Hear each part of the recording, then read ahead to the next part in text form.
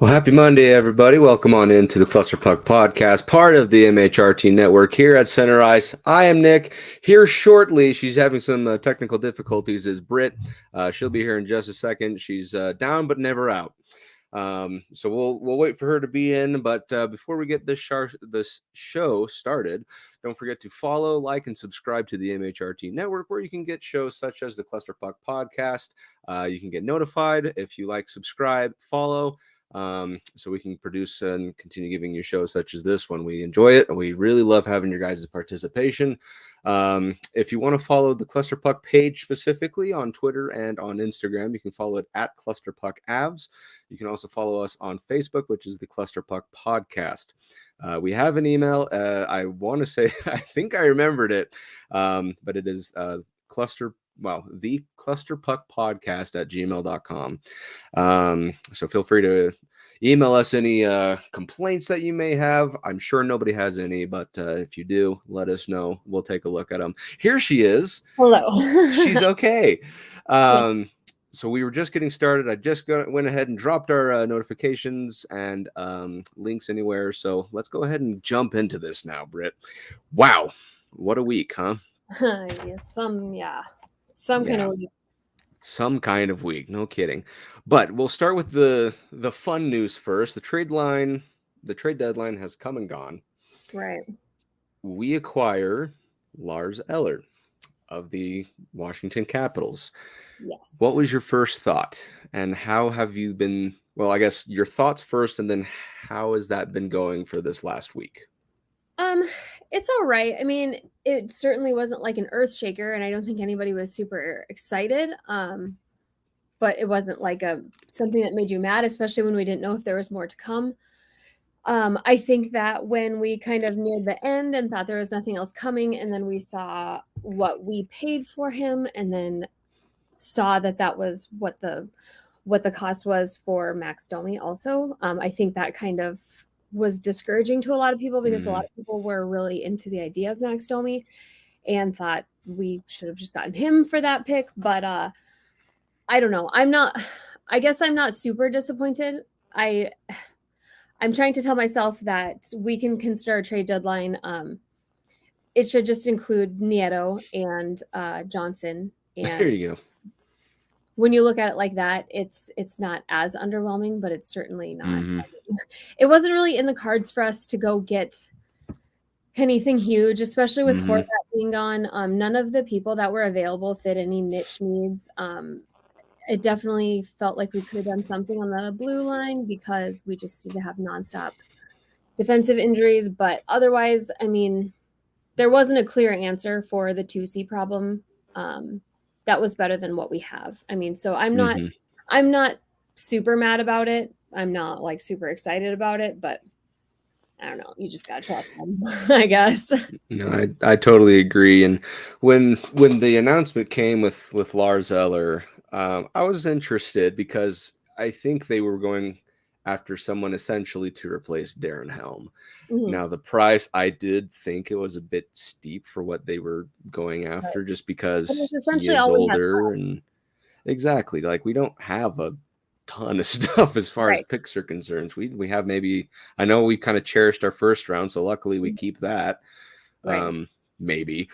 But yeah, I mean, it was an interesting move, because he has playoff experience. He's good. He was on presence during the Caps Cup win. Yeah, I mean, he had the cup ceiling goal, for crying out loud. So it's like, you knew, kind of like what I was alluding to last week, is someone like a name, but no one like earth shattering. And I think Lars Eller kind of fit that bill almost perfectly. Now, what I thought was interesting was he was in Anaheim, I want to say, at the time of him being traded. He hops on the plane, goes to Denver, heads straight to the arena, throws on a sweater, and they're playing him about 4 hours after the trade was announced, or something like that. It was just They said nuts. He had 15 minutes from when he got to the rink to like briefly discuss systems with Bednar. And so you got to take that first game with a grain of salt. Then he gets out there, first shift, turnover, goal. And it's like, oh, okay. But when you consider the context of his day, it's hard to hold it against him too much because he is supposed to be a stronger face-off guy, but it was not a good first game. He'll get there hopefully, but just overall though, he's been. You can tell he's kind of got the training wheel still on as far as understanding the offense and stuff like that. So hopefully with time, he kind of comes out of that. I almost want to say new car smell, but you know what I mean, where he just kind of has the training wheels come off. He knows the system. Exactly. It'll take him a second, but hopefully that kind of dissipates and he's back to his former self, like he was on the Capitals, you know. The other thing I thought was going to happen, which I played myself, is when that Ekholm for Tyson Barrie trade happened, and the rumors were Tyson Barrie was going to be flipped. I, of course, being the Tyson Barrie just number one fan that I am, I was like, Colorado's going to flip him because especially when he's had a good year in Edmonton. I'm honestly quite shocked that they got rid of him. He's had a very good year in Edmonton. Trade that one for sure. I mean. And he's already scored a goal for the Predators. Like he's doing great 2 games in. But when the rumors were swirling that he'll be flipped and it's not going to be one of those types of trades. Yeah. Like, I mean, the Avalanche. Hey, like I was beginning to have all these hypotheticals in my head, like he's coming back, you know, like stuff like that. But in either sense, we get Lars Eller, and that's it. Trade deadline's gone. Yeah, and then there was that we traded Anton Bleed for it was an AHL move, but yeah, I mean it was really underwhelming, but the closer it got, it's like none of these left make sense. Like we couldn't do Timo Meier. We couldn't when you consider especially like what they paid for a lot of these things, like it was a very weird year for costs. What did Tampa pay for what's his face? Who did Tampa get? Jeannot? They got Tanner Jeannot. Yeah, and they paid hefty. They paid more for Tanner Jeannot than Jersey did for Timo Meier. Yeah, it's yeah. So okay, so here's the question. With putting Annunen in, so yeah, I don't. Maybe we can go back to this one. We can just start going through the games. I don't know if you want to roll through them. None of them are very fun to talk about other than the first. No. It was just downhill all weekend. It started out great. Yes, I mean, the shutout win against Vegas, that was a statement win. And, you know, honestly, it was of Mr. Quick, which is just very interesting. Yeah, and we'll allude to that here in the upcoming week. But the game against Vegas, it was, I want to call it a pedestrian shutout. And what I mean by that, it was like there was not a ton happening in the game, but there was enough to feel like there wasn't any problems with your opponent, you know, like you weren't worried at any point for some reason. It was just it was a weird feel, and at least in my opinion. I think that Georgie did a good job keeping it chill. I mean, he really just he played very well. He played solid. It was just a weird game, and it was like that first goal. Aiden Hill goes out there and fumbles the puck, and Rance just banks an empty. But what skill by Rantanen though to just bat that out of the air? Yeah, it's like people think that that's like a luck thing, and it's if you watch like NHL practices, those guys will spend so long. And I don't know if you've tried to hit a baseball bat on a baseball, but if you go out there and try to doink a puck with a hockey stick, it's incredible how hard it is. Not easy. It is an amazing talent. So yeah, that was, and he's had a couple of those, like he had that beautiful one that got called off earlier in the year. But yeah, he just, it wasn't like that exciting of a game. It wasn't a boring game, but it wasn't electric by any stretch of the imagination. Georgie had some really good saves. 1 goal in every period. I mean, it was a game, but it was really nice to shut out the Knights. I mean, it was a great win. Under any circumstance, it feels good to beat the Knights. You're absolutely right. And then the week just flipped on its head. Yeah, that was our 6th win in a row. Jack Johnson's It first was. game played 20 minutes, so it was like feeling good. Like Georgie's won 10 of the last 12 games. Like we're back. We're back. Like the Avs are back. Yep. Which how many times have we said that this year? Well, we were back, and then we weren't back. Right. So the game against Jersey, we start Eustace Annunen, and I got a number of texts from a few different people just saying, "What in the world? Why are we starting Eustace Annunen? What's the thought process exactly?" Just kind of like what Bill is talking about here. It's like, what? Why? You know? And I get it. We're trying to win as many games as possible, but there's a couple reasons, at least that I could think. Right. Of They're why very important. Bednar wouldn't. Deep reasons. Yeah. There's several of them. And I agree with him doing this. It was a tough look, but you gotta make sacrifices, you know? Yeah, exactly. So the big thing though is that these guys, being an Eastern team, they're, even though it's still a game and there's still 2 points on the line, they aren't quite at this point your biggest enemy, if that makes any sense. It's not a multiple point swing beyond what you gain or lose.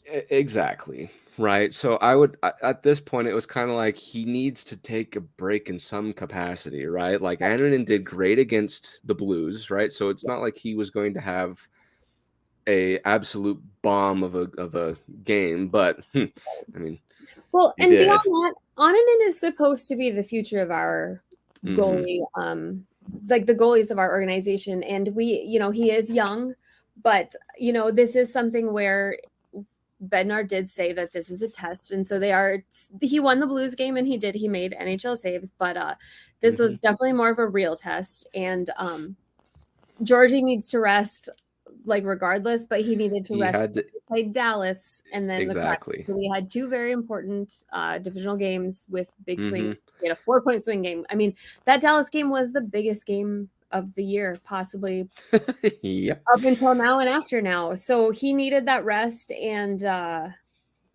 while you don't want to ruin Annan's confidence, it's probably a plus that we got him out there to see that he's probably not ready for that kind of pressure. Should we need to put him in during the playoffs? Exactly. And the thing is, like with when he played against the Blues they're in a world of hurt right now. You know, they're just on an absolute down of the stroke, and they had just traded their captain. Exactly. They were really belittled. They were extremely just frustrated and stuff like that. So Annunen, that was a perfect fit in that instance. Exactly. Right. It was a confidence booster. Exactly. Right. So in this case, you know, it's like, what else do you want to do? Because you have a 4-point swing the very next game. That's kind of the more important of the games that you had on the slate. So yeah, it's not fun that it had to be that way, but I understand Bednar's kind of thought process to say, hey, let's see how he fares against top 3 teams in the league right now. Clearly he's not ready, but at the same time, it was trying to get Georgiev to be more ready for that upcoming Dallas game. And they may have also, and it may have something to do with the Kincaid trade. They may have thought he's not ready and we don't want to risk having to put him in and ruin his confidence prematurely. They want to just leave him in the NHL. And if we need to bring Kincaid in to get his ass kicked, Kincaid's he's older, he's more tenured, he can handle having his ass kicked. So, and are not a little foreshadowing there, wasn't it? But it was a calculated risk. It didn't pan out. The Avalanche offense, on the other hand, they got better as the game went on. You thought there was a way to get there because you were down by 1, and then they turned the empty netter. Ends up not being it. But at the same time, you can't fault the Avalanche for at least trying down the stretch. No. They could have pulled one out.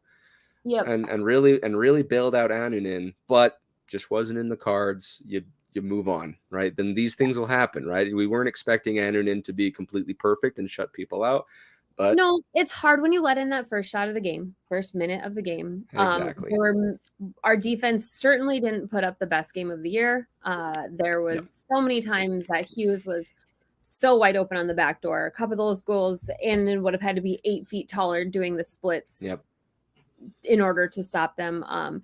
But yeah, there's definitely a couple that, you know, probably shouldn't have gone in, but it was a very cumulative bad feel. But I think My main problem was, so we got within 5-4, and then when the Devils scored that 6th goal, that was just kind of like like, like we had all this momentum. We had scored, what was it, 3 goals in 2 minutes or something like that? 3 goals in 2 minutes, yes. Like, it was insane. We were cooking offensively, and just like kind of what you said, as soon as they get one, you're just like, oh, like all that hard work, all that bring back the momentum effort just kind of vanished, you know? So you move past it, right? But and you know, you're moving on to the Dallas game, which was your big game that you were supposed to show up for, nationally televised matinee, 1:30 puck drop time, you name it. And that is where you absolutely crapped the bed. Like, it was just embarrassing. They got their asses kicked. It was just embarrassing. Every aspect of the game. No one showed up. No one deserved to win.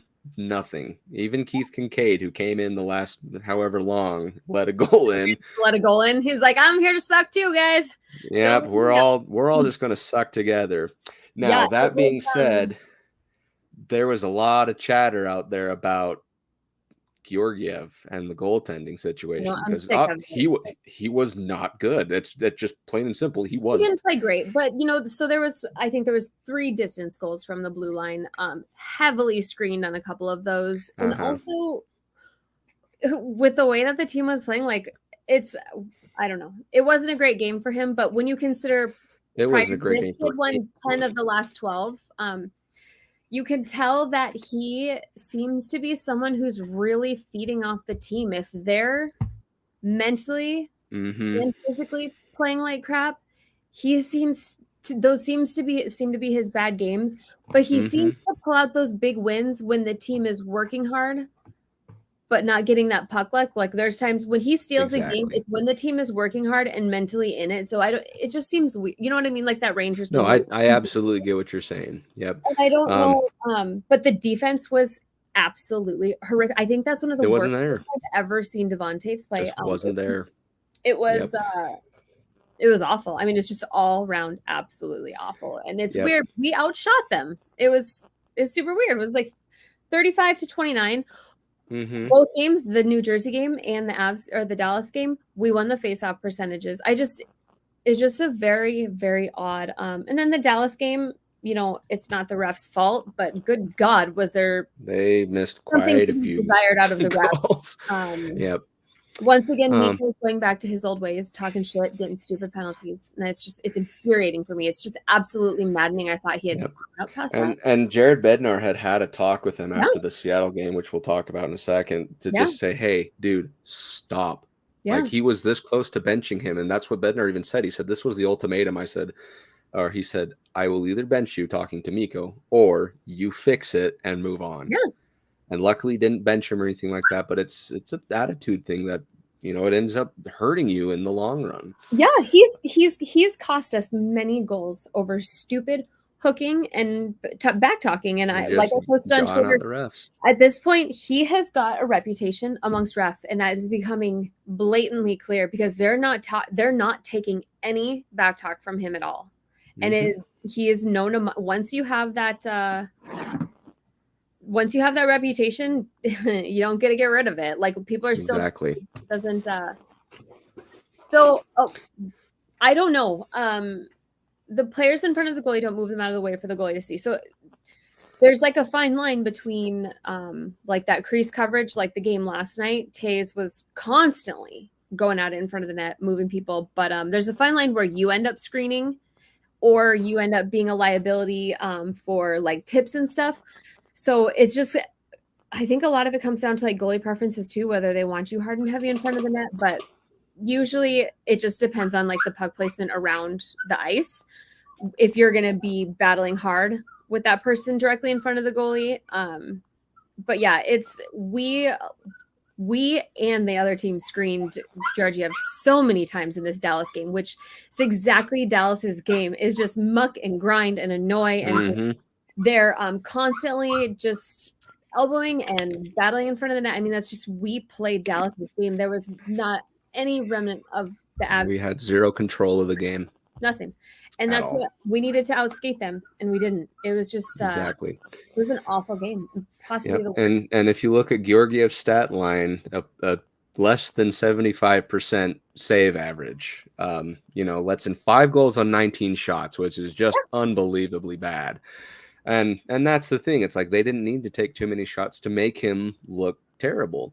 But my I guess flip side of that is kind of like what you alluded to. Even though Georgiev, who might I add, is still top 5 in the league of save percentage, so he's got what it takes, Yes. right? I think the problem is just kind of like what you said, is he notices when the team's playing bad, and I don't want to say instead of taking it on himself, he tries to. Obviously, it's not like a lack of effort. It just seems like that resonates down to him. Yep. So I would probably say that's the main reason for that type of a struggle.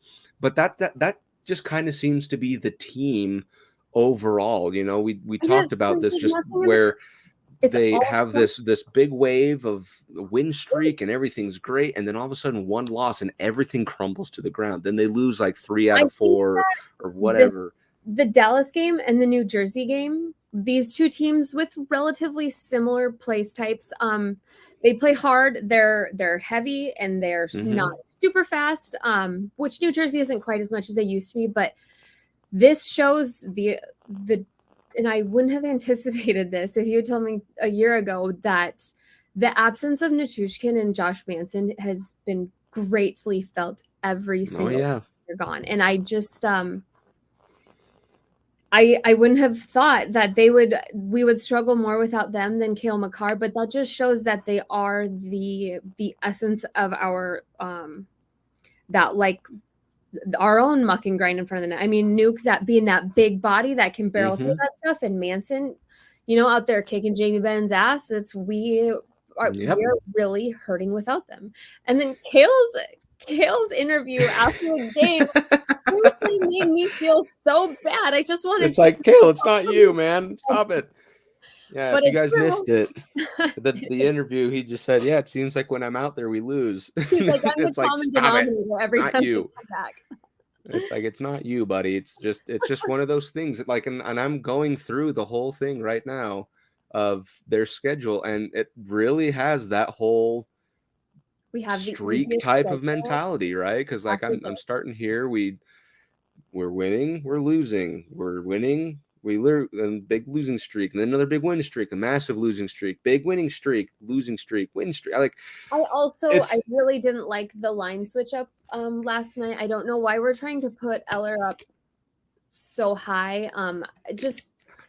I don't like breaking up. I don't like Cogley and LOC. Yeah, I just that was the worst we've seen those three play in quite a while. And if there's any line that has been vibing this year, we saw the best out of them while they were playing together. It just, I don't know. And I'm hoping that we'll go back to that. Hopefully this was just a whole little mix up to see who's going to I'm hoping that's what it was. And let's get into that even. So with the Dallas game, just don't even think about it, right? Just put that in the back of the mind. Move on to Seattle. That one, you had the win, and then the last 2 minutes plus the overtime period, you lost it. So dumb. Now, this game was like breakout central, right? There were so many odd man rushes, jailbreaks, shorthanded, one on nils, like you name it. It was just bizarre. And Grubauer and Georgiev were making excellent saves. They but you can't stop them all. That's the thing. And especially on a 3-on-3 overtime like that, if there's a jailbreak like that, it's hard because they know, both the player and the goalie know if that goes in, game's over. Right. So they'll do anything they can to make that extra move, make the goalie bite, whatever it is. And Georgiev even had the right move. He had the right angle. It just a little too high on his glove. And, that's kind of it. Kraken win 3-2. But beautiful. Again, it was a more respectable game. But the offense they scored one and coasted. It's like until they had to score again, then they actually showed up. But it just seems like the offense, again, didn't really show up for the game as far as your production goes. Yeah. So especially after last night's game, I mean, I thought Georgie played fantastic, and he played much better. I wouldn't say that Georgie is struggling, because really it only comes in singular games for the most part, since that little slump that he had, and was that early December. I mean, he really isn't struggling. It just seems to be coming in specific games, and I feel like it completely derives from the mentality of the team. And it seems like if the team is working hard, he feeds off of that and he plays out of his mind. But it's like the games that he struggles are ones that the team comes out defeated from the get-go. The Dallas game, honestly, I felt like it was over after the first 5 minutes of the first. I don't seemed like it. Did we leave our own zone for the first half of the game? Because it certainly did not. It was, and how you win the shot and face-off battle, kind of like what you said, it was just confusing, because you were not the dominant team at all, right? And that's just it. Stats can say one thing, but the feel of the game can be completely different. Yeah. Well, especially if you're letting in, how many did we let in? What did it end up being? So Georgiev himself let off, so we let out 7 on 20, what was it, 26 shots, something like that. So but Kincaid was 1. Stars had 29. When you let in 7 goals, think about how many rebounds that aren't being counted as shots, because most of them were snipes, and long distance shots. So, I mean, that cuts out about 10, rebound shots that would otherwise go for you if you hadn't let them in. But, I don't know. Exactly. And then that's just it, and you don't see Georgie getting beat on those shots. But he was definitely screamed a lot. And as a goalie, as a short goalie, that's one of my biggest complaints. But he needs to be stopping some of those, or we need to be out of the way. Simply. And I think pulling him from that Dallas game in that last little bit and putting Kincaid in, I think that was probably the right move, because for sure, you weren't helping anything. If you're Georgiev, it's like you may as well keep his. You're already hurt out. It's like. Just coming back. Pull him, rest him, get him ready for the next game. The mentality just needs to shift. I think Bednar just says, hey, it's not that we think you're just the worst goalie ever. It's just not your night, because every goalie is going to have a stinker every 10 games or whatever it is, right? That's going to happen. Like Vasilevsky's let in a good number of them himself. Right. So it's just, you pull him, rest him, get him as much energized as you can, give him a pep talk saying, hey, next game, that's it. Focus on next game. This one's, forget it.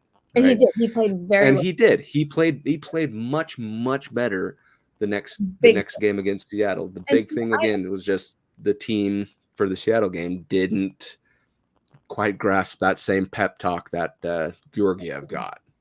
Yeah, I don't. So this, the showing up and just having that the mindset, this hungry mindset.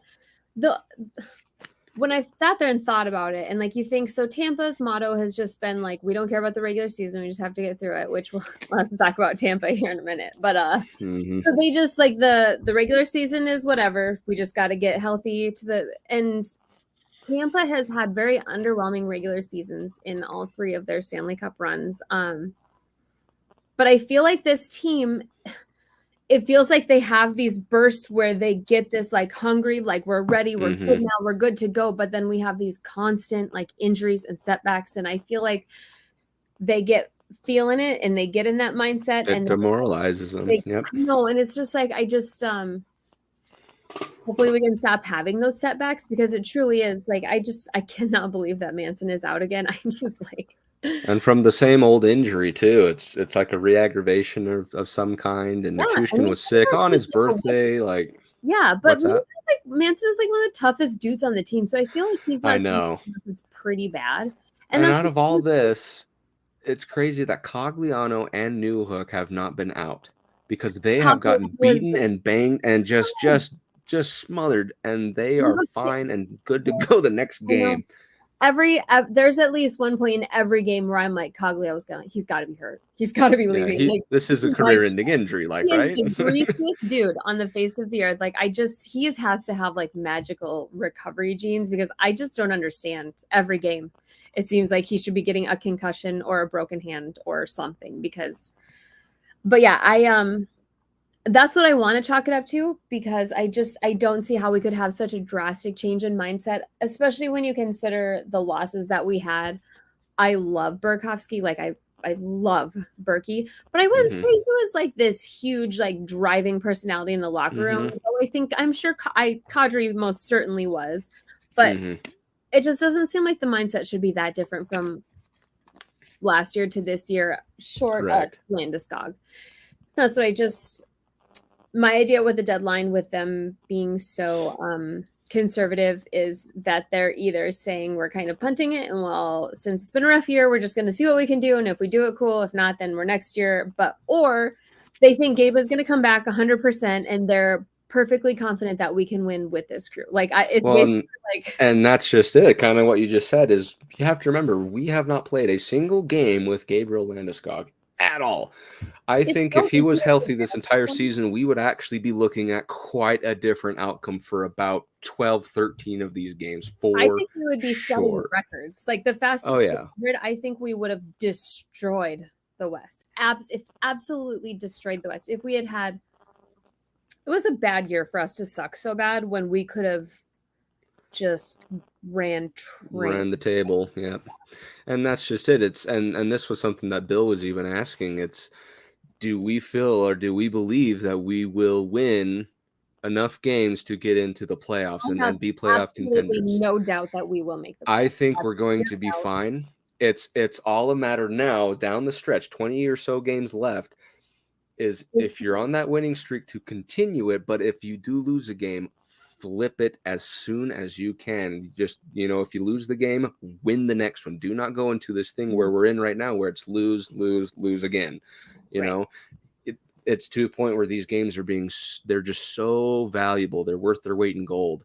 And granted, if I go to in all of the NHL for the rest of the season, like, true, that's genuinely the easiest schedule. No, absolutely.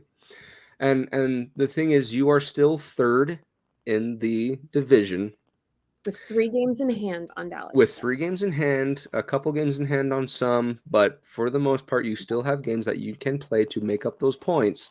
So as you sit, you're okay. But again, you cannot afford to have these types of streaks happen where you win a ton and then lose a ton. You cannot have that lose a ton part of the streaks. It has to be kind of like January of the last season, where you won the entire month straight with obviously the one blemish of an overtime loss.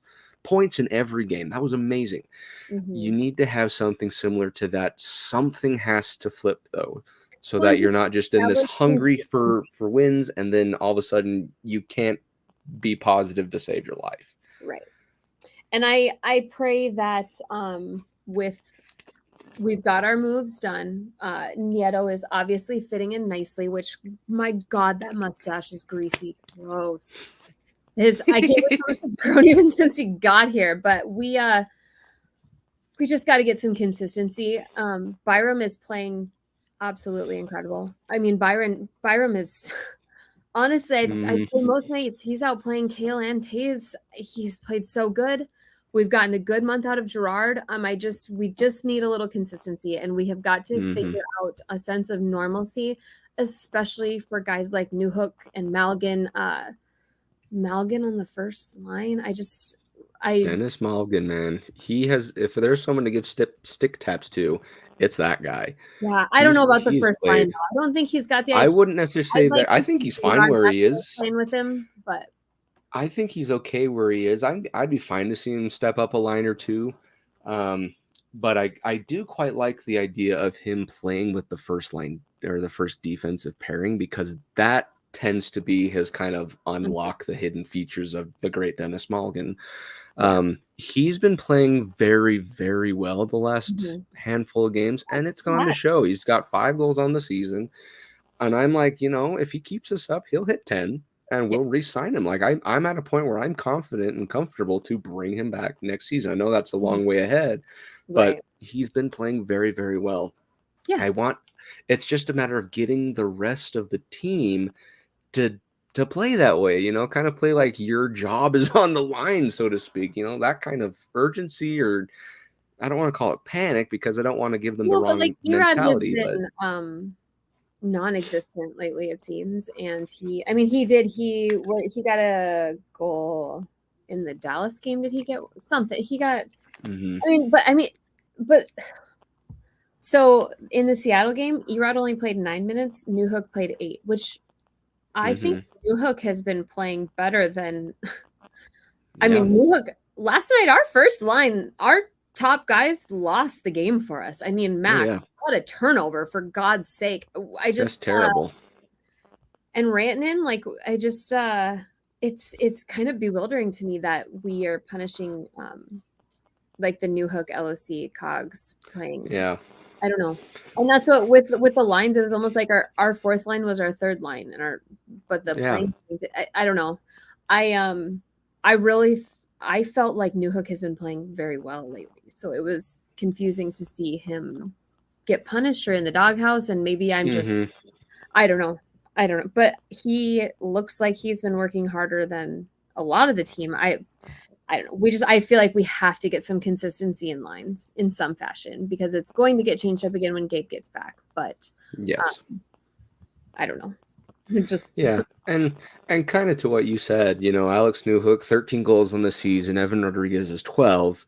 They both have a much larger number of assists, but that it doesn't quite tell the story. It seems like with Evan Rodriguez, he just doesn't get the lucky breaks that everyone else seems to get. When he scores goals, he has to earn them the hard way, which just it sucks. But at the same time, it's like he's gotten all those goals by earning them, and it's like, where did that integrity go for him to just go out and do? Sometimes you're not going to get the puck luck. At least in his case, you don't. So he needs to find that drive again. He's not making any, boneheaded mistakes or anything, but he's not doing anything that's just eye-popping. That's why I said he's a perfect replacement for Andre Burakovsky, because he's perfectly invisible until he's not. He's not going out there and getting stupid penalties, but he's certainly not out there just, doing nothing until he does something that you won't forget. I mean, he's got a little bit of that clutch factor, but yeah, it would be nice to have a little more consistency. I gotta address this one. I promise you that Georgie is it. Like, I promise you that this is a team thing that's carries through in these bad games. Georgie is an elite goaltender that needs to get some consistency within his team. So if you look at the stats, I mean, the most basic tracking stat with save percentage, I mean, he's number 6, and he is behind Ullmark is at a 93.8. Gustafsson, which has he even played near, and you have to consider his sample size is much, much smaller. Georgie has a very large sample size. Georgie has played a lot of games this year, so this is a very true 90.918. When Gustafsson has not played, I don't think as many. I mean, he's played quite a few, but you've got from 93.8, 933, 925, 922, 919, and 918. So he is literally right up there with the top 5 for save percentage, and that's the most basic telling goalie percentage that you can look at if you're not going into advanced stats. But this is not, it's not a Georgie thing, and every goalie needs to have a stinker. And unfortunately for him, his stinkers come when the team has them. At the biggest times. Yeah. And also one thing to keep in mind, some big games too, and it's a lot easier. Yeah, he's coming very clutch with a lot of other games too that a lot of people seem to be dismissing, is that his save percentage is almost identical to Darcy Kemper's at this point last season. Right? It's almost the exact same tallies and numbers. Yeah, I mean, he's 1/10 off of Jake Ottinger, who is being touted as probably the best defender in the world. So, right now. yeah, So So yeah, he has those mistakes that he makes and stuff like that, but at the same time, I don't really have too much of an issue when goals are put against him because sometimes it's from tips that good luck saving those. Mm. Sometimes there's fluky goals. I mean, unless there's one where he made an absolute dumb boneheaded move, which he has done a few times. It's kind of on the team as a whole. Now, yeah, he's included on the team, so he's not getting off scot-free. Mhm. But I am still totally fine with Georgiev where we're at. You know, he's got the same type of season that Darcy Kemper had last season. And honestly, I think it's been a good apples to apples kind of a trade-off, if you will, Mhm. between goaltending. So it's just a matter of him getting more locked down and to bail us out of games when the defense can't. Yeah, he's had some of those games. He's also come short on some of those Mhm. opportunities. So, but that's every goalie, you know. Mhm. So I think for him it's just keeping to his own game, right? Because there's times when he's locked in, he is excellently locked in. Like there's nothing can get through it. But at the same time, you know, it's finding himself out. He's a brand new starter. You know, he was promised a role like that in New York, didn't get it, but now he has that opportunity with the Stanley Cup winning team. Mhm. So he has a lot on his shoulders as far as what's actually been happening. I think he's lived up to the task, and I think he's done enough to where I like next season. I bet you he's a billion times better, you Right. know. Well, But it's just taking things one game at a time for him. and I have far more faith in Georgie than I did in Kemper and still do, especially when it comes to durability. And there was a lot of changes. I listened to a discussion on the goalie coaching there, and there was a lot of changes in his game that they've been going through this year. So I know that he has been changing his style up quite a bit from what I understand. So those are definitely some growing pains. So, and I always kind of wonder if some of those saves that look easy are where his I can't even talk. Like what he's always done is fighting what he's supposed to be doing, where Hmm. he's trying to do one thing but remembers that he's supposed to do. So I don't know. I fortunately I feel like he's a guy that's going to thrive in the playoffs. So if you look, Vasilevsky's like number 10. He's in Yeah, the he's currently doing better than Vasilevsky. They did you see And the score of that game last night? Tampa did not have a single shot in the shot whole on goal. It period. was like, oh my gosh, And there, so, yeah, so crack I just that, wanted you to take know. a second, like once we're done with the games, and put this into context. So the Avs lose to the very strong, very well discussed and touted Dallas Stars. So we drop a game to them, and it felt awful, right? But Hmm. then you go and you compare it to the other top dogs in the league. Last night, Devils had to beat the Coyotes in overtime.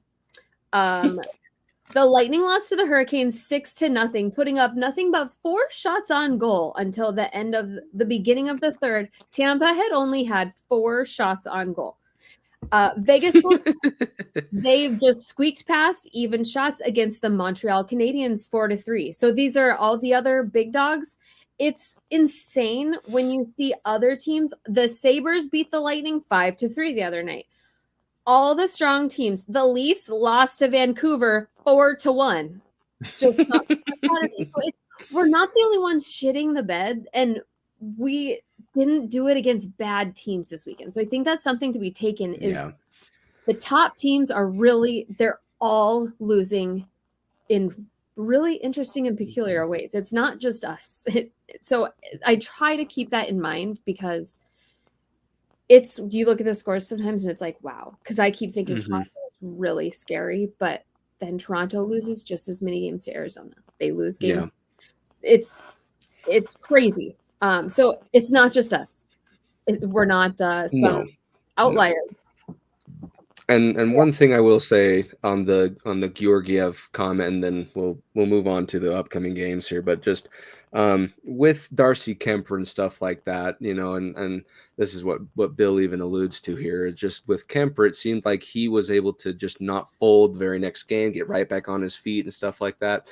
The only reason that I don't think Georgiev has that ability yet is because he doesn't have the experience under his belt. Yeah, now he has the starting experience this year, yes, but Kemper has had years, plural, of starting experience where mentally he knows how to get over that hump. Something Georgiev with those fresh starter legs eventually will get into. So hopefully next season you'll begin to see stuff like that where it's like you lose a game here, a game there, and the goalie isn't someone that you're needing to be concerned with. So that's just something I wanted to. Defense last year, our defense was. Well, our defense was also incredible, unbelievable last year. I could have gone out there and played and won some games. I could have gone out there and probably broke my leg if I was lucky. Our defense was such a beautiful, constant, steady, stable, all the things you desperately want out of the defense. We just had a very lucky year last night, or last night. Last night was our best year, man. Yeah, I mean, our defense, I truly feel that our defensive play and accomplishments last year are like historical. Like, I don't know that you could ever achieve. The way that Tays played through the entirety of it was the best, Avalanche season in the history of Avalanche seasons, especially when you considered our defense was half of our offense also at times. Exactly. We had a career season from, I don't know. It just felt like everyone. I always tell people sometimes I feel like with Kemper, he did have streaks of goodness. I don't know that I would have rather had Kemper in for the Oilers series. I truly think that Frank meant to play that. Just remember, Francouz has played half of that entire playoff. Yeah, I feel like sometimes last year we won in spite of our goalie, not. That sure seems like it. So I have a lot of faith in Georgie. We need some consistency in the defense, though. I mean, it's very hard to not know who's playing in front of you and how they're playing in front of you every night. And with your defense it's hard to play when you have like McDermott and just you can't have predictable decisions and coverage happening in front of you. When you're in the NHL, you have to be able to trust those backdoor coverages, those little things where a human can't physically move fast enough to cover those.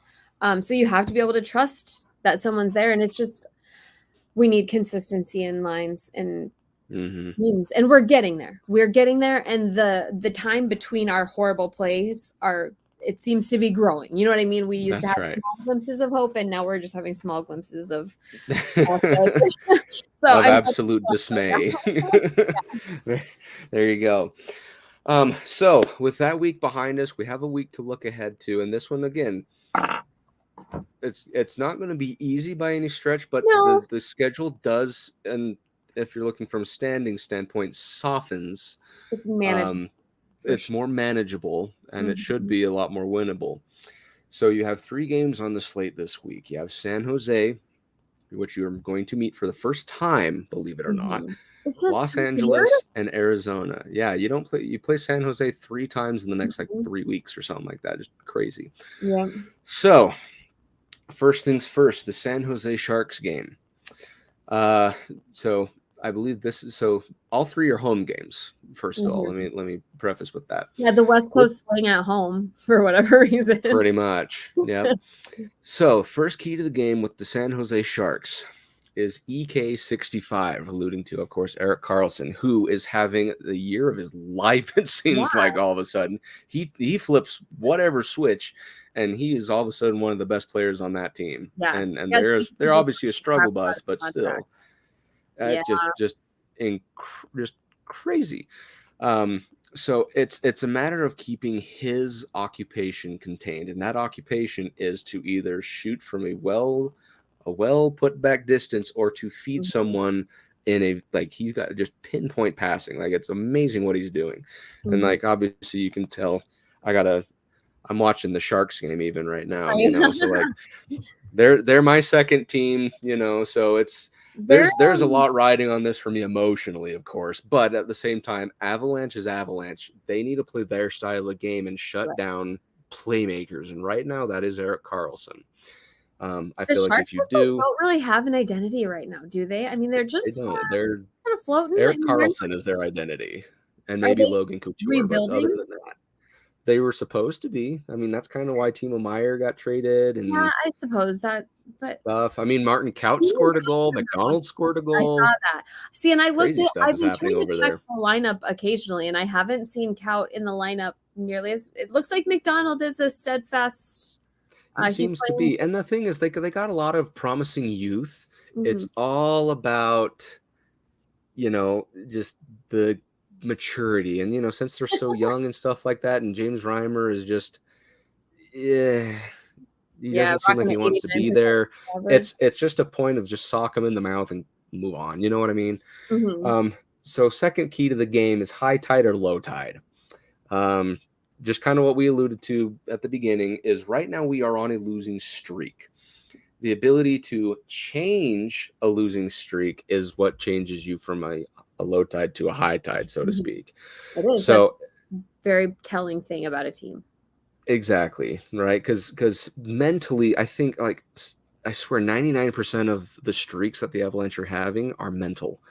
At least Oh, that's what that's what it's got to be. what I It's was like trying just to explain to somebody about like the Avs are so much worse than last year, and it's all these doomers, and it's like the reason that this is so insanely frustrating to watch as a very invested fan is because you know where the that they're bar not is set. losing because they're not good enough. It's because they are good enough and they're losing games themselves and Yep. letting teams beat them. They're not being beat because of other teams.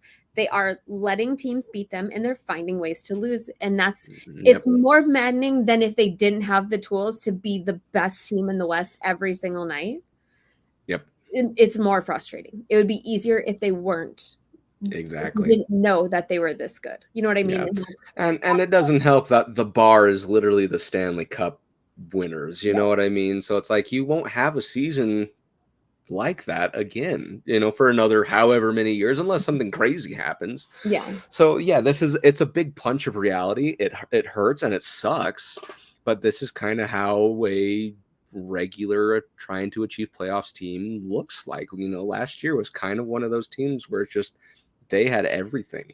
Right. But And everything, they're still better than I still think that they have the tools at this point. Oh yeah, they still do.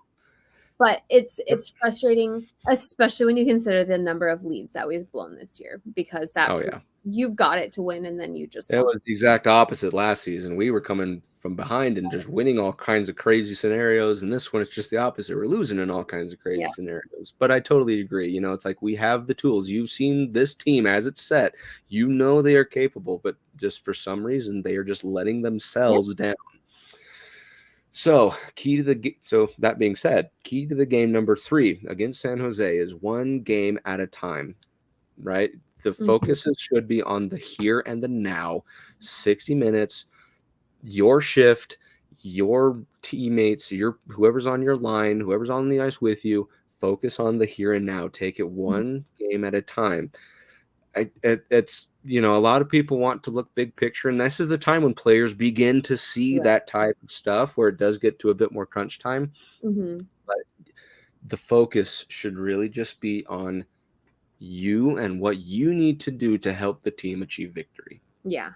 Well, and hopefully this will be some rest for them. I mean, I would imagine part of losing playing Dallas and the Kraken was having a finale of 3 back-to-backs caught up with them. I mean, it catches up with you, especially when so many of them have been away, and then you get to end it all out with the hardest back-to-back that they could pretty much put together for them.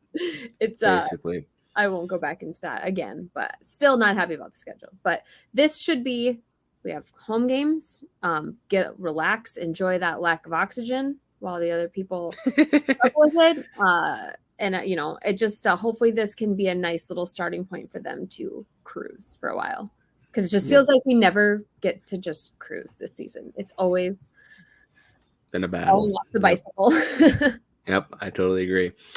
Okay, next on the slate then is Los Angeles.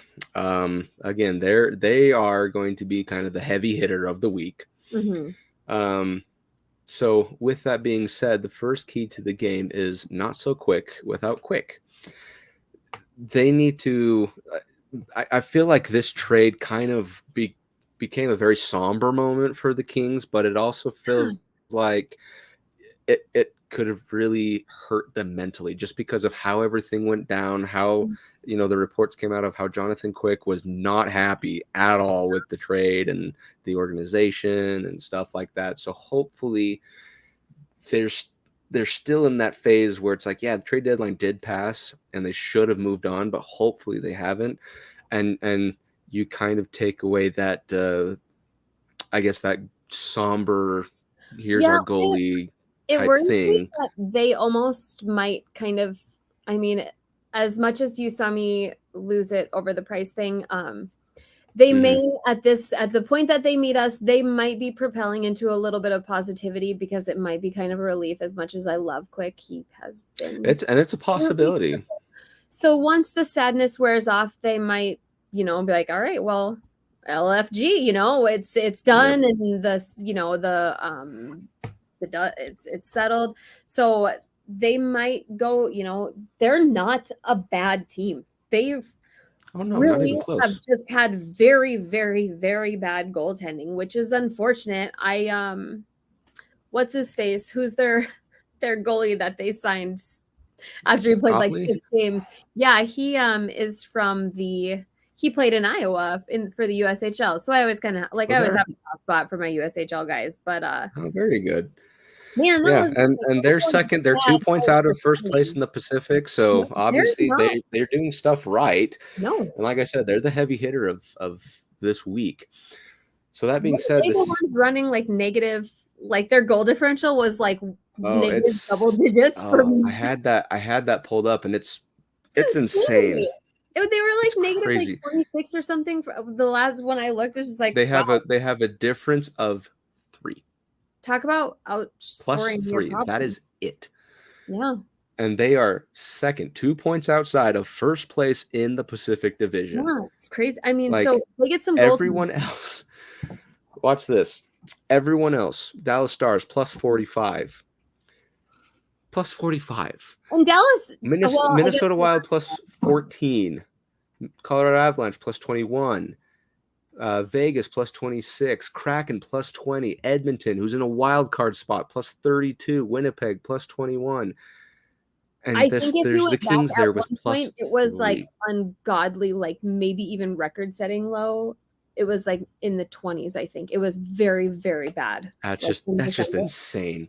It is. So. And especially to still be number 2 in the division. Like that's what's awesome. And that just says to me is Los Angeles is a team that if they win big. If they lose, they lose big. That's exactly what that is. Yeah. So that being said, second key to the game is "Oh Captain, my Captain." Please play as if Landeskog was there, because it seems like when Landeskog was there, he was the glue of that team. So you need to just pretend he's on the ice with you in spirit and just blow the doors off of them, because we just saw this, and you just alluded to it. If they win big, but if they lose big. This would be a big statement game if you could beat Vegas like we did and then go right back and beat the second best team in the Pacific. That would at least make me feel better. And I know they're obviously playing for me, so naturally that's what I want them to do. But again, even though you are captainless, it doesn't mean you don't have someone to steer the ship. I know. Have they said and you can coin that phrase. Have they given any, have they even said before playoffs they think or anything like that? Or is it just... All I know is every time I see Landeskog take the practice ice, he goes one stride for about 10 seconds, and then switches, and then switches again. Most people are like, oh my God, look at how he's skating. He's never going to come back. And it's like, you realize what rehab is, my guy. Yeah, he could get out there and just skate as fast as he can. But the thing is he's retraining his knee to skate He's like an retraining his NFL knee. player. Exactly. It's like it's not going to be an overnight thing. People are Ah, so. but anyway, third key to the game for Los Angeles is "Kiss Me, I'm Irish." So St. Patrick's Day is around the corner here, and it seems like for a bulk of the season, puck luck has not been on our side. No. And I know it's not a real key to the game to ask for luck, but I'm going to anyways. I just want there to be some puck luck. It seems like Because we it have seems none, like and then that one gives game people breaks. Why can't it give us a break? You know what I mean? I don't Sorry, know. I cut you off. What'd you say? No, it seems like we have none of it for a couple weeks, and then one game somehow a team will miss like 5 open nets on us. It's like we just use it all in. I don't know, but yeah, I know it's anti puck luck against them instead of puck luck for us. You know what I mean? Painful. So, but in either sense, those are the 3 keys of the game for Los Angeles. Then we move on to the last of these 3 against the Arizona Coyotes. Again, this is a team that just traded away, I swear, every last player they swore that they were going to rebuild with, except for Clayton Keller. Well, and Schmaltz, the one we want to get hit in the face. Schmaltz, yeah. And they didn't trade away their goalies, which is pretty cool. That's what I don't understand. I can't believe Edmonton didn't go hard on that. I mean, a lot of other teams should have gone hard on it. And guy is up in Ottawa, and the Ritchie brothers just switch places, and could you imagine? weird stuff is happening. Like Bjorkstrand leaves, and it's like, yeah. I just cannot imagine getting traded for my brother. It just is like the most. It's almost like they're like, let's just do this. This would be really funny. Exactly.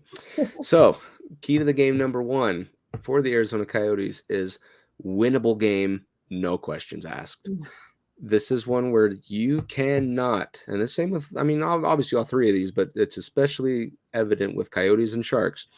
Right. You cannot lose these games. These are basically free points up for the taking if the Avalanche show up to simply play hockey. This isn't the Arizona that we lost to at the beginning of the year that was pulling off all these magical. Keep that in mind as well. This team is spending more on like dead cap than what the roster they're actually icing. They are paying like $9,000. The Coyotes had a Legends roster of every player that they have paid, even though they never played for them, they would be an unstoppable force. Yeah. They have so many big names throughout their history that they have paid without having them play a single freaking game. Yeah. It's incredible. Yeah. Anyways, I digress. You gotta beat them. Key to the game number 2 is deserts rarely have an oasis. Hard to come by. It seems that Arizona has had a hard time getting shots on goal, but for some reason, the shots they do find tend to score, which is very, very odd to me. But in either sense, they are still making games out of these things. So take away their shot ability first, kill it right there so they can't find any shots to save their lives. That, I think, should kind of choke out the air of their team.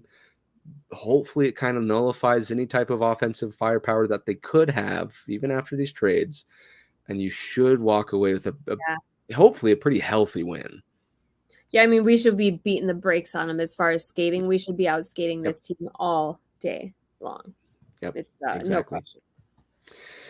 Okay, key to the game number 3 for the Arizona Coyotes is I can't get enough of that diamond in the rough.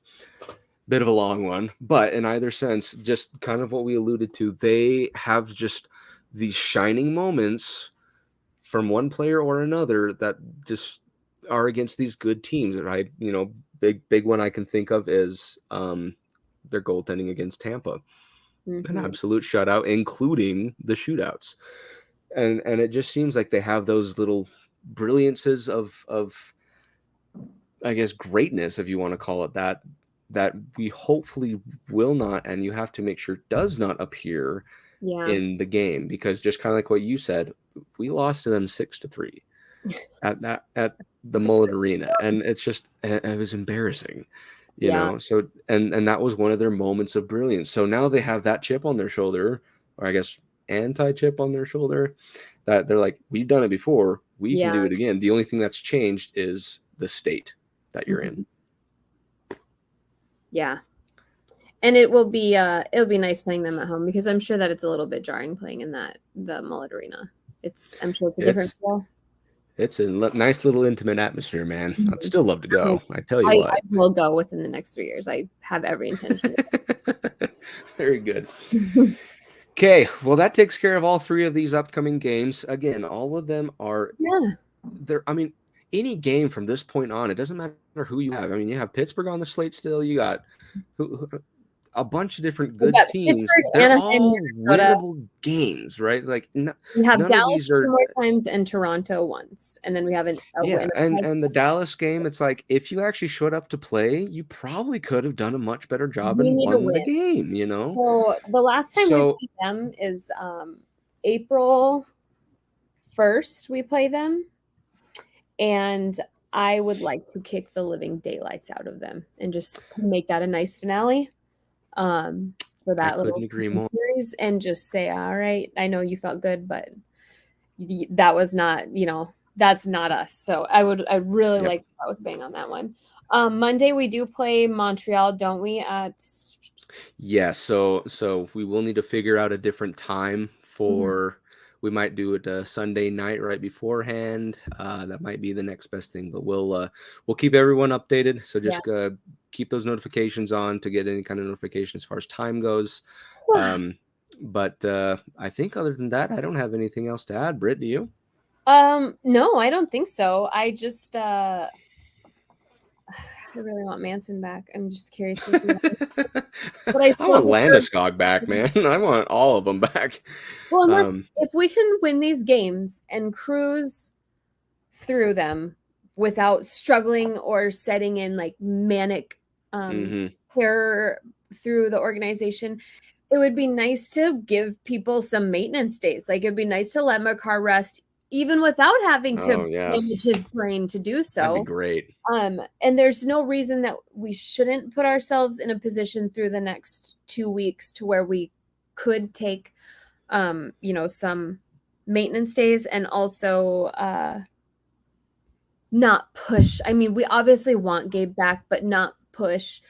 We don't need to like desperately push him to come back to play Arizona, or to play.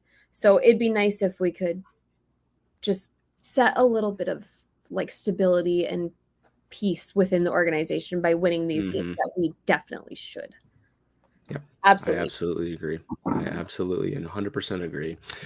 Well, thank you, everybody, for checking us out here at the Cluster Puck Podcast. Once again, we want to remind you, if you like this show, you can go check out other shows on the network. Simply follow the MHRT Network on YouTube, Facebook, or wherever you can find them to get notified when shows such as the Cluster Puck go live. You can also follow us on Twitter and Instagram at Cluster Puck Avs, and then Facebook at the Cluster Puck Podcast. Again, just kind of keep your eyes out and ears and eyes peeled and ears listening for next week's episode, because there is the game right in the middle of when this is. So we'll get that coordinated and let you guys know as early as we can. But I think that's about it. So we'll wrap it up. And as my wife, she's in California right now, and so our two nieces, they say go Avs. So I guess we'll go ahead and use that to sign out. So I don't think there's anything else. No. Have a great week, everybody. Hey, guys. And as always, go Avs, go. You don't have to go home, but you can't stay here. Because this party is over.